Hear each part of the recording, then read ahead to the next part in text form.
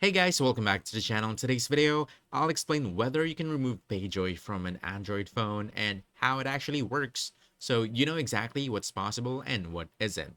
First, here's the most important part. You can only remove PayJoy if your phone is fully paid off. PayJoy is a device lock app used by retailers for finance phones, so if you still have an active payment plan, uninstalling it won't actually work. So if your phone is already paid in full, here's what you can try. You can go to your settings, scroll down to apps, then use the search bar and just type in PayJoy. Tap on the PayJoy app, and if the uninstall button is available, just tap it to remove the app from your phone. Basically, that's it. Now, if you don't see an uninstall option or it's grayed out, that usually means PayJoy still has device level permissions. In that case, you'll need to contact PayJoy support.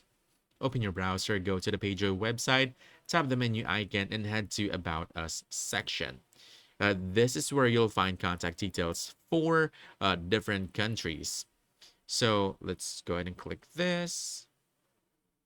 What you want to do is you want to reach out to the support team that matches your region, and they can guide you through officially removing PayJoy once your payments are confirmed as complete. So to sum it up, if the phone is fade up, you may be able to uninstall PayJoy directly. If not, PayJoy support is the only way to remove it safely and permanently. That's about it. If you found this helpful, don't forget to hit the like button, subscribe for more quick guides, and I'll see you in the next one. Thanks.